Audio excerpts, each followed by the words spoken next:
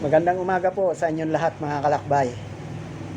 Ako po ang inyong kalakbay, si Roger, ang manlalakbay ng SJOM.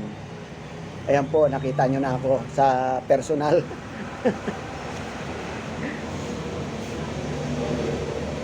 Bueno mga kalakbay, sa pagkakataon po na ito, nandito po ako ngayon sa aking shop. Sasamantalahin ko lang ang pagkakataon na ito kasi wala akong customer. Nakaalis na sila. Yung aming mga ginagawang mga starter alternator kanina, nakaalis na po sila. Ngayon po ay araw ng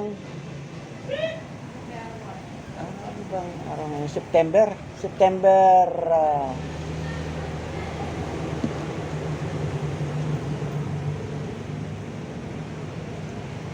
5. Pasensya na kayo. September 5 pa lang ngayon.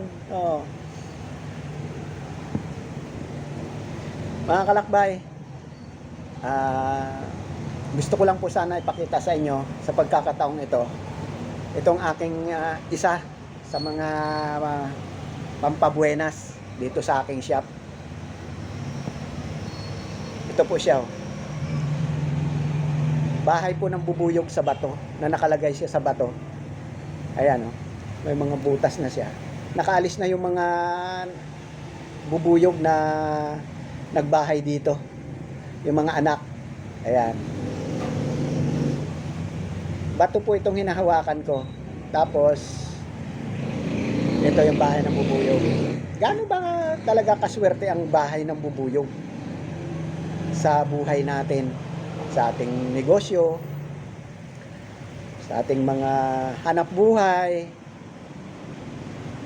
Gaano ba talaga ito kaswerte? Alam po ninyo mga kalakbay, itong aking bahay ng bubuyog na ito, ano pa lang po ito, siguro mga 1 taon pa lang mahigit sa akin ito. Ayan. Pero itong kinakapitan nga po, bato ito. Hindi natin pwede pukpuk itong baka madurog eh. Ayan, itong hinahawakan ko, bato yan. Ayan.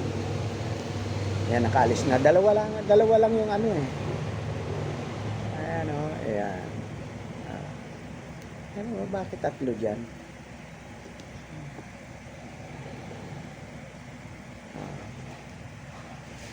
Alam po ninyo mga kalakbay, nakuha ko ito sa bukid, sa kagagala ko, sa kalalakbay ko. Nung papunta po ako doon sa malapit ng pilapil ng sakahan, napansin ko po ito. Baka ako parang kaganda nito. Tapos itong bato nga niya naka-triangle pa naka-triangle. Ako parang kaganda ng batong ito. Tiningnan ko may ano ng bubuyog. May bahay ng bubuyog sa ibabaw.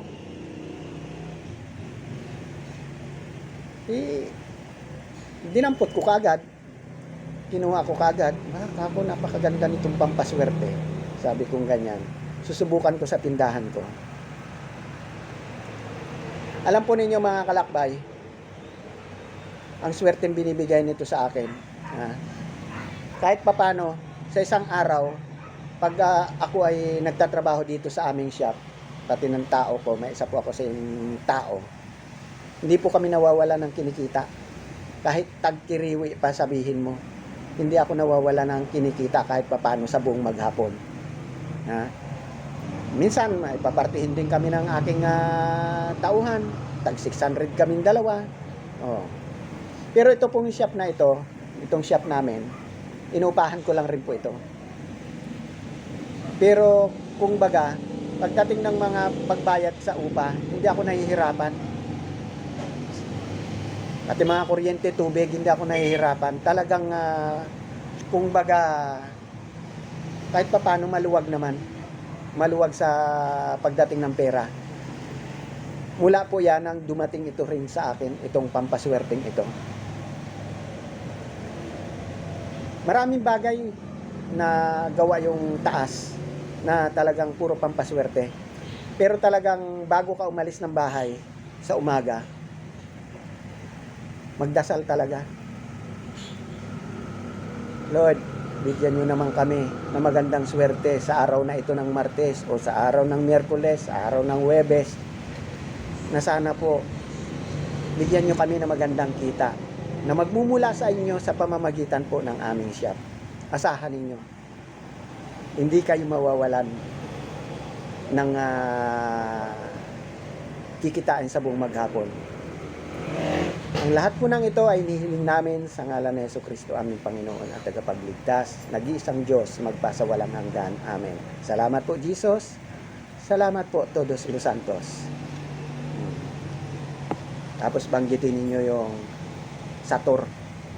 Sator arepo tenet opera rutas nigneme amen. Sabay cross. Umalis ka na, dumiretso ka na sa iyong hanap buhay. Huwag ka nang lumingon, diretso na. Ayan po yung aking mutya ng bubuyog na ginagawa kong pampaswerte dito sa aking shop. Ayan. Kasi kalimitan, yung mga ganito na ano ng bubuyog, kalimitan sa mga kahoy nakalagay sa mga kahoy.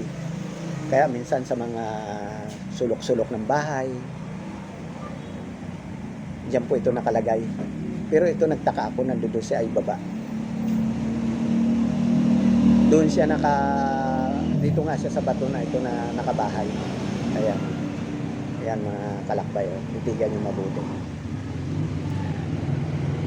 Ayan, kaya may puti, may itim na ito. Nilagyan ko siya ng pulot ng pukyutan. Dahil ayon dun sa mga ibang vlog, nakikita ko, napapanood ko, lalagyan di umano ng pulot ng pukyutan sa araw ng Biyernes. Kaya ginawa ko, nilagyan ko ng pulot. Alam niyo talagang maswerte din siya. Kaya mga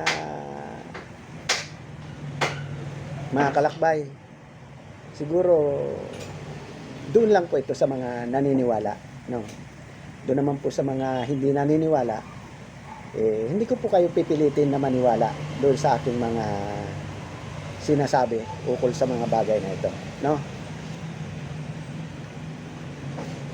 Pero bago po ang lahat mga kalakbay, bago ako magtapos, baka pwede naman po kayong mag-like, mag-follow, mag-subscribe sa ating videos. Ayan po, nakita nyo na po ng personal ang inyong kalakbay na si Roger. Ayan, napakaganda po ng aking pampabuenas. Ayan, pampaswerte. So, diba? Ayaw ko nga sana ipakita ito sa ating pagbibidyo's dahil baka mamaya magtampo. Pero ito po, lagi lang ito na nakatago. Hindi ko po pinapakita sa tao ito. Ito nakatago siya dito sa loob. Ayan. Pinapasok ko siya rito. Pero may kasama siyang yung Milagrosa. Alam po ba ninyo itong Milagrosa? Pero sa kanan natin ito pag-usapan, itong Milagrosa. Maganda ito. Magandang panggamot sa lahat ng mga karamdaman din. Milagrosa. Siguro Milagrosa marami rin ito dyan sa Quiapo. Malamang marami rin ito dyan sa Quiapo, itong Milagrosa na to. Yan. Dito ko po siya pinapasok. Yan. Hindi ko po siya pinapakita sa madlang people. Ayan, nakatagal lang siya dyan. Ayan. Ayan.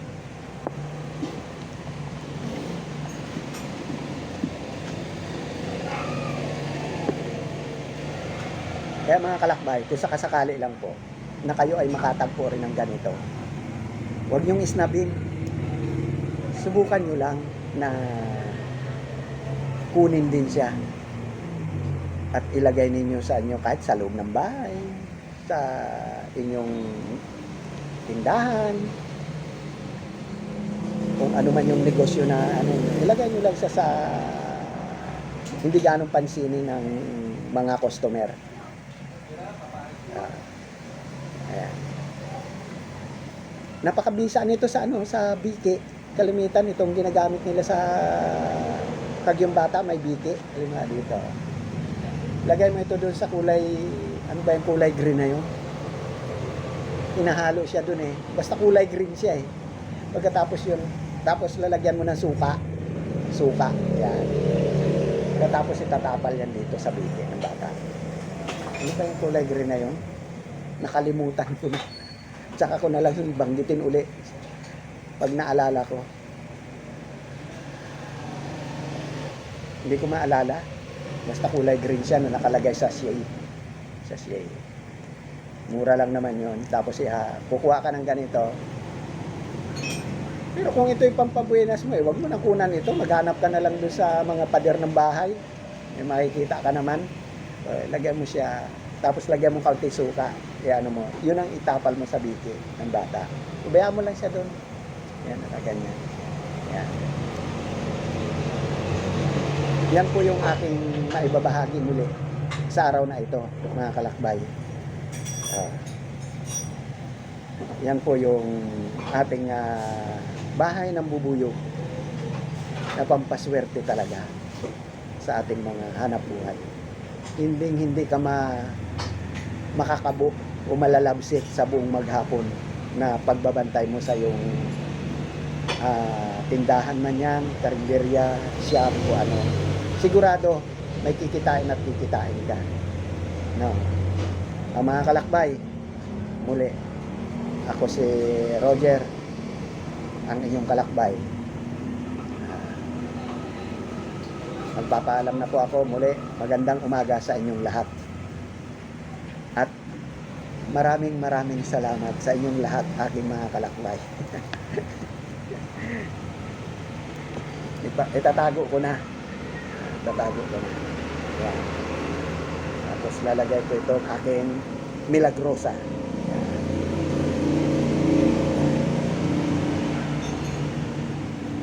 Ito bigay sa akin ng matanda lang ito. Nilalagyan ko ng langis. Mga ilang linggo lalagyan ko siya ng langis, bubuksan ko ito, lagyan ng langis. Hindi ko alam kung ano nakalagay sa loob.